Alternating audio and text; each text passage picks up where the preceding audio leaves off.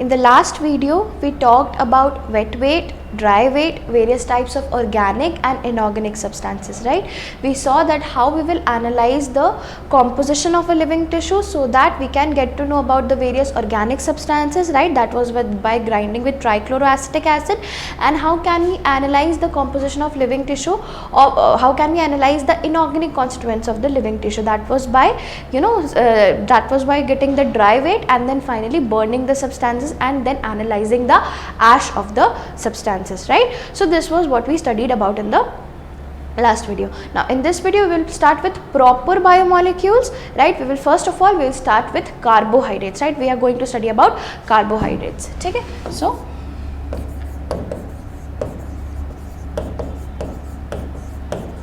carbohydrates, right? So what are carbohydrates? Biomolecules is a chapter which is common for both biology and chemistry. Okay? So you are going to study about carbohydrates in chemistry also. In class 12 in the last 3 chapters you will study about biomolecules also.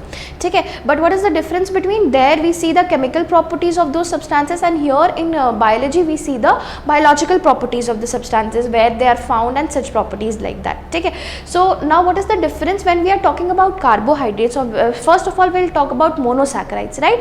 Just say we are going to talk about how are we going to discuss the different biomolecules is that first we will talk about all the monomers of that, right? Then we will talk about the polymers, and after talking about monomers and polymers we will see if there are some oligomers also, and monomers, oligomers and polymers. Okay? So first of all we will see the oligomers of all the carbohydrates. So what are the oligomers of carbohydrates called as? The oligomers of carbohydrates are called as monosaccharide, right? Please refer back to the table which we studied in the first video, and I gave you a table, right? That there are 4 biomolecules, and the 4 biomolecules have their respective monomers and polymers, right? So the monomers of the carbohydrates, they are called as monosaccharides. Okay? They are called as monosaccharides. Okay? Now these monosaccharides, they are generally in the ring form in a living organism, right? When we are seeing these monosaccharides in a living organism, these are seen in the form of a ring.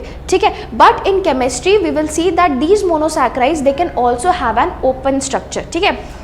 They can also have a open structure. ठीक है? तो जब open structure की हम बात करते हैं, how can carbohydrates be defined? ठीक है? So carbohydrates are defined as polyhydroxy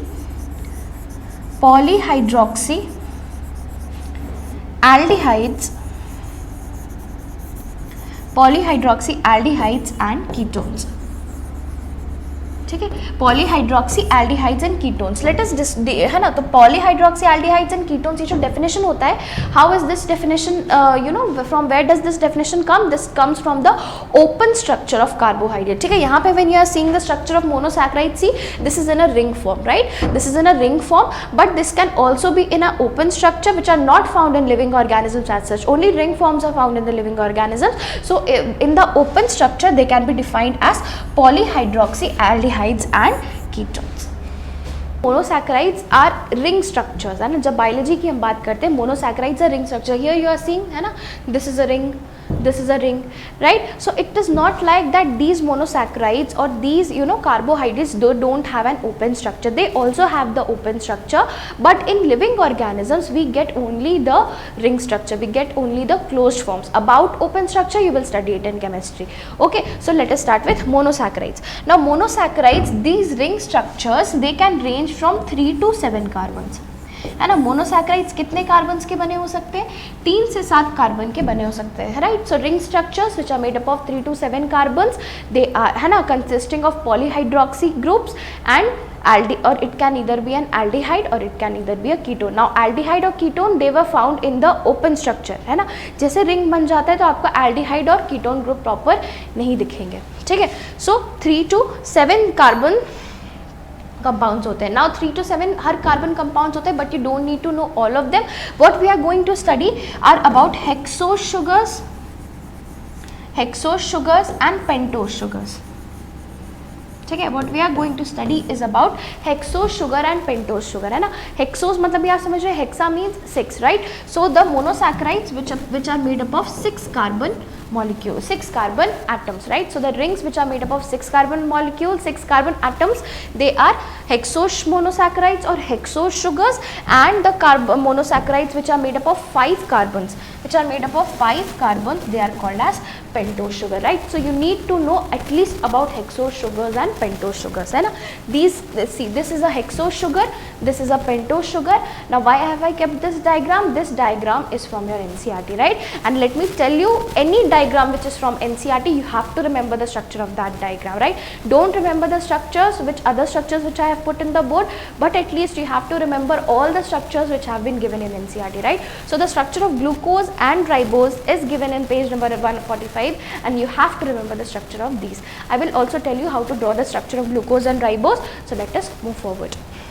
ठीक है, सो मोनोसैकेराइड्स में let us first study about hexose sugar, है ना. सबसे पहले आप हेडिंग दे दीजिए बड़ा सा कार्बोहाइड्रेट. कार्बोहाइड्रेट में फर्स्ट आप अपने, है ना, कार्बोहाइड्रेट के अंदर सब हेडिंग आप दे दीजिए मोनोसैकेराइड्स, है ना. Monosaccharides that means smallest unit of the carbohydrate, smallest unit of the carbohydrate. अब smallest unit of the carbohydrate में भी हम दो तरह के मोनोसैकेराइड्स पढ़ेंगे.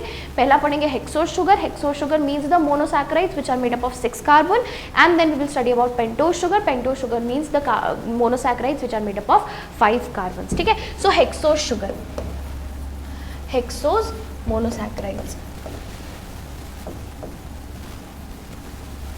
है ना, हेक्सोज मोनोसैकेराइड्स. ठीक है, now see how are you going to count the carbon. I hope आप बचपन में, है ना, याद किए होंगे, बचपन में ऑर्गेनिक पढ़े होंगे, right. How are we going to count? We start from the most right hand side and we go in an anti clockwise manner, right. So this is your first carbon, second carbon, third carbon, fourth carbon, fifth carbon, है ना. अच्छा, ये carbon क्यों है? Line diagram कैसे represent होता है? Wherever there are bends, right, wherever there are bends they are said to be carbon, है ना. तो इस स्ट्रक्चर को मैं सिंप्लीफाइड वे में यहाँ पे बना रही हूँ, आपको ज़्यादा अच्छा लगेगा. ठीक है, सो यहाँ पे मैंने बेंड बना दिया. अच्छा, आपको एक और चीज़ नोटिस करना है दैट मोनोसैकेराइड्स में आपके रिंग में एक कार्बन एक ऑक्सीजन आ जाता है कार्बन के बदले, है ना. कार्बन के बदले आपका क्या रहता है? एक ऑक्सीजन रहता है. तो अगर आप कार्बन, जो भी बेंड्स, जगह जहाँ पे भी बेंड्स होते हैं ना, that bends represent carbon. So this is your first carbon, second carbon, third carbon, fourth carbon, fifth carbon. ठीक है, आप पूछेंगे मैम हम तो हेक्सोज शुगर पढ़ रहे हैं, हेक्सोज शुगर पढ़ रहे हैं तो इसमें कितना कार्बन होना चाहिए? 6 कार्बन होना चाहिए, बट मैम यहाँ तो 5 ही कार्बन है, right. So let us see this detail structure. जब भी आप डिटेल स्ट्रक्चर बनाएंगे, मैं यहाँ पे कौन सा मॉलिक्यूल बना रही हूँ? मैं यहाँ पे ग्लूकोज बना रही हूँ. ठीक है, I am drawing the structure of glucose here. तो जब भी आप ग्लूकोज बना रहे हो ना, याद रखना पॉलीहाइड्रोक्सी बोलते हैं ना, तो OH, H और OH ग्रुप का सारा खेला है. H और OH ग्रुप लगा देना, तो सबसे ऊपर में आप H लगा देंगे, फिर OH, फिर H लगा देंगे, OH लगा देंगे. ठीक है, बस आपको एक चीज़ याद रखना है दैट ग्लूकोज में आपका जो थर्ड कार्बन रहता है उसमें OH एंड H उलट जाता है. ठीक है, ग्लूकोज में थर्ड कार्बन में OH एंड H उलट जाता है. मैं बार बार ग्लूकोज के स्ट्रक्चर को क्यों जोर दे रही हूँ? Because the structure of glucose has been given in your NCERT, right. तो यहाँ पे हो जाता है, फिर यहाँ पे H और OH. अब आप पूछेंगे मैम 6th कार्बन का है हमारा, right. So 6th carbon is on the 5th carbon in the form of CH2OH, है ना. 6th carbon is in the form of is on the 5th carbon in the form of CH2OH and again यहाँ पे H, है ना. तो ये आ गया आपका 6th कार्बन, राइट. ये आ गया आपका 6th कार्बन. ठीक है, so this is the example of, this is the structure of glucose. ठीक है, और ग्लूकोज का स्ट्रक्चर आपको याद रखना है. ठीक है, सो जस्ट लाइक दैट आपका देखो यहाँ पे 6 कार्बन है ना, 6th. ठीक है, 6th कार्बन. तो ग्लूकोज आपका हेक्सोज शुगर हो गया, फ्रक्टोज आपका हेक्सोज शुगर हो गया, एंड गैलेक्टोज आपका हेक्सोज शुगर हो गया. ठीक है, इसमें आप एक चीज़ याद रखना कि ग्लूकोज जो होता है वो फ्यूरानोज होता है. फ्यूरानोज होता है मतलब it is in the shape of a hexagon. आप देख रहे हैं यहाँ पे it is in the shape of a hexagon, right. But जो फ्रक्टोज आपका glucose and galactose both of them are furanose. Furanose मतलब they are in the structure of a hexagon. ठीक है, और यहाँ पे आप देखेंगे fructose is a pyranose. Pyranose मतलब ये है तो हेक्सोज शुगर. हेक्सोज शुगर है मतलब क्या? कितने कार्बन से बना है? It is made up of 6 carbons, right. But it is in the shape of a pentagon. Pentagon के शेप में है but it is a hexose sugar. You have to remember this. Pentagon मतलब जरूरी नहीं है कि it will be a pentose sugar. ठीक है, so let us count the number of carbons. ठीक है, so this is your first carbon. First carbon पे आपका सेकेंड कार्बन भी है. ठीक है, सो एक्चुअली ये आपका नेमिंग ऐसे हो जाएगा.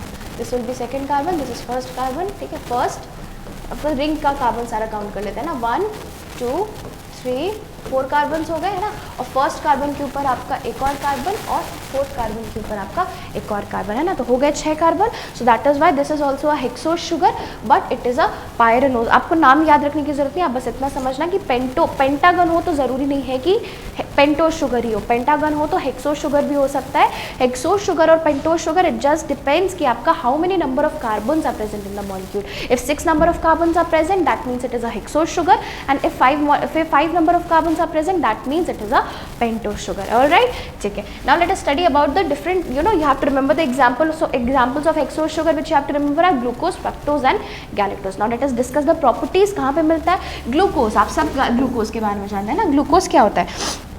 Glucose is the basic energy giving source है ना. कभी भी कोई बेहोश हो गया, कुछ हो गया, व्हाट डू वी से, अरे ग्लूकोज पिलाओ, चीनी पिलाओ, इंस्टेंट एनर्जी ना. एड में भी आपने देखा होगा, they instant energy. Why? Because glucose is the most basic energy source of your body है ना. मैंने आपको स्टार्टिंग में ही बताया था carbohydrates are the energy giving foods in your body, right.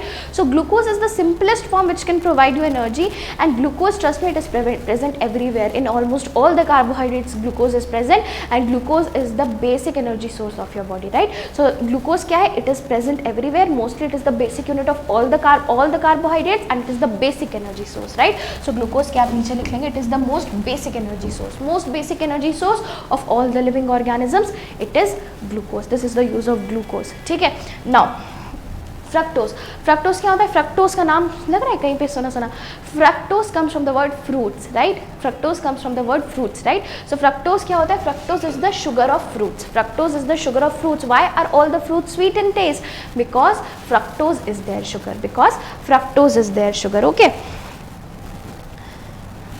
Now next galactose. Galactose क्या होता है? गैलेक्टोज नाम से आपका पता चल रहा है ना, गैलेक्टोज में वर्ड आपका लैक्ट आ रहा है. You know what is the meaning of this word lact? Lactation means production of milk, right. Lactation means production of milk.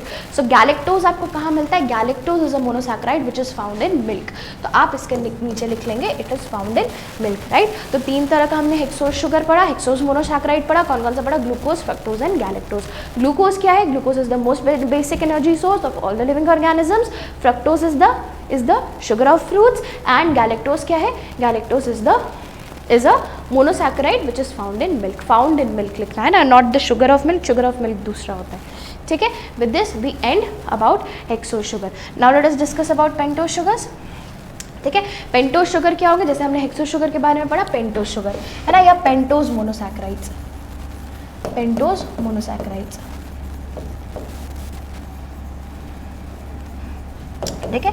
Pentose monosaccharides क्या होंगे? Pentose monosaccharides that means they are composed of 5 carbons. They are composed of 5 carbons है ना. तो हम यहाँ पे count करेंगे. This is your first carbon, second carbon, third carbon, fourth carbon and fourth carbon के ऊपर आपका हो जाएगा 5th कार्बन, ठीक है. So the 2 examples of pentose sugars which you have to remember are ribose and deoxyribose, है ना.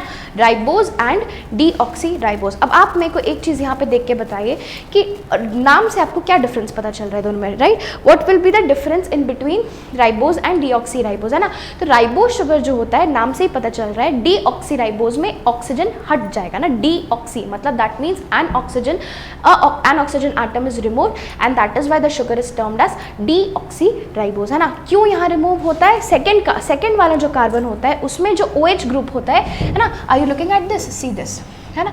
यहाँ पे जो आप राइबोज देख रहे हैं उसमें सेकेंड कार्बन पे OH ग्रुप है OH ग्रुप. बट यहाँ पे अगर आप देखेंगे तो OH के बदले सिर्फ क्या है?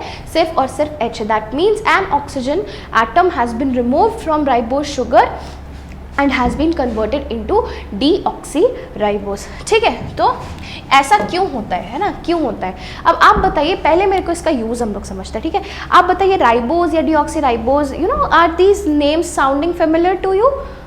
Anyone? yes they are found in deoxyribonucleic acid and ribonucleic acid. That means ribose is found in RNA or ribonucleic acid. Ribose is the sugar, pentose sugar of your RNA, and deoxyribonucleic acid is the sugar of your DNA, है ना. deoxyribonucleic acid, है ना। अब ये क्या होता है, these RNA and DNA they are your genetic material, they are nucleic acids. तो आप बोलेंगे मैम न्यूक्लिक एसिड में भी शुगर रहता है, बिल्कुल राइट। न्यूक्लिक एसिड का जो मोनोमर रहता है which are nucleotide, they are composed of 3 things, right. Nucleic acid का आप पीछे जाएंगे वो वाले चार्ट में and you will look into that chart and you will see what are the monomers of nucleic acid. So the monomers of nucleic acids were nucleotides, they were termed as nucleotides. Now these nucleotides they are made up of 3 things, है ना। ऐसे तो normally सबका जो भी monomers होता है वो किसी चीज़ से बना नहीं होता, वो सिंपली एटम से बना होता है। But the monomers nucleotides, monomers of nucleic acid, they are made up of 3 things, है ना। They are made up of 3 things. What are those 3 things? They are made up of a pentose sugar, ठीक है। ये मैं आपको आगे भी पढ़ाऊंगी तो आपको ज़्यादा सोचना नहीं है, ठीक है। पेंटोज शुगर, ठीक है, पहला चीज़ पेंटोज शुगर। ये क्यों बता रही हूँ मैं आपको, बता रही हूँ कि डीऑक्सी क्यों होता है, ठीक है, पेंटोज शुगर। दूसरा आपका होता है नाइट्रोजनस बेस, ठीक है। और तीसरा आपका होता है फॉस्फेट ग्रुप, है ना। हमने याद है फॉस्फो डाई ईस्टर बॉन्ड पढ़ा था, है ना। हाइड्रोलिटिक बॉन्ड्स में हमने पढ़ा था न्यूक्लिक एसिड में क्या बोलते हैं, we call it as phosphodiester bond. That means a phosphate group is also present in nucleic acid, so phosphate group, ठीक है, फॉस्फेट ग्रुप। अब क्या होता है, ये पेंटोज शुगर तो ये हो गया राइबोज या डीऑक्सी राइबोज हो गया।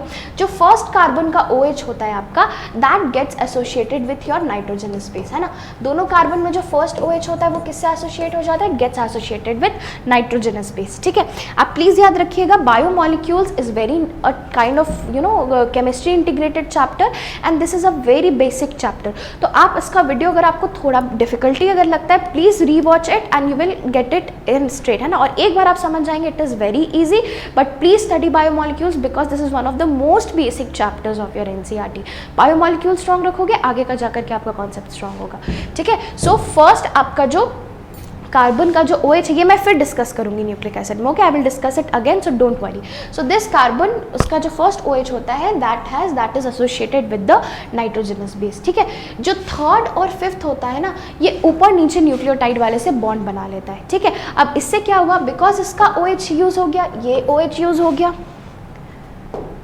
है ना, ये OH यूज हो गया और ये OH भी यूज हो गया, बचा क्या, सेकेंड कार्बन का OH आपका बच गया, है ना, सेकेंड कार्बन का OH बच गया। Now what is the application of this OH? OH is a reactive group. OH is a hydroxyl group which can release H plus ions, and if it can release H plus ions, that means it is a reactive molecule. Now when we are making our genetic material, we want our genetic material to be stable, right? I am passing down my genetic material to my child, so I will like my child to be a human, right, not something else. So I want my genetic material to be stable, right? And if free hydroxyl groups are present in my genetic material, that will make it reactive, so my genetic material can change. So to stop this, to prevent this, what happens is the OH group is converted just to H in deoxyribose. And you know that genetic material of all the living organisms, they are DNA. Genetic material of all the living organism is DNA. Why? Because DNA is more stable than RNA, है ना. And one reason because why is DNA more stable than RNA is because ribose has got an extra OH group on the second carbon and deoxyribose has got only H on the second carbon, which makes it less reactive, right? So what you are going to take from here, that deoxyribose is the sugar, is the pentose sugar of DNA, which is making a genetic material, and ribose is the pentose sugar of RNA, right, which is used in protein transcription. आगे हम लोग protein transcription के बारे में पढ़, that means making of proteins, ठीक है. तो राइबोज आपका वहाँ पे यूज़ होता है. आप बता सकते हैं ऐसा चीज़ जहाँ पे ribose is also the RNA is also the genetic material? Anyone? Yes, viruses. Viruses can have either DNA or RNA also as their genetic material because they were the first, the connecting link between living and non-living, right? So we discussed about monosaccharides. Monosaccharides में हमने क्या पढ़ा? Monosaccharides में हमने दो चीज़ों के बारे में पढ़ा.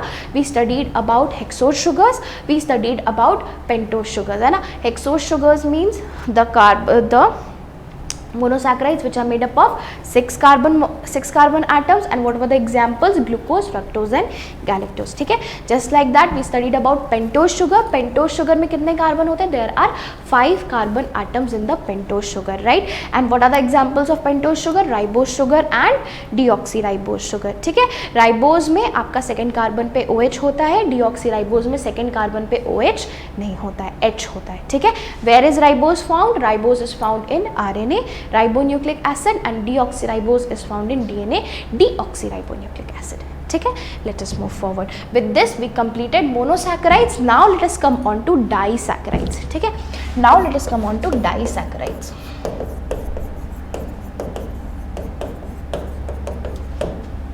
है ना, disaccharides नाम से ही आपको पता चला. Monosaccharides, that means carbohydrates which were monomers, right?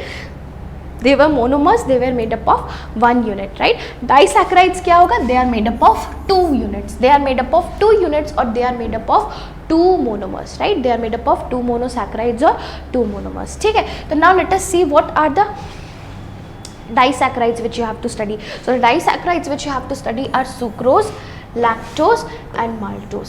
ठीक है, सुक्रोज, लैक्टोज एंड माल्टोज. नाम से सुना सुना लग रहा है? हाँ बिल्कुल लगेगा.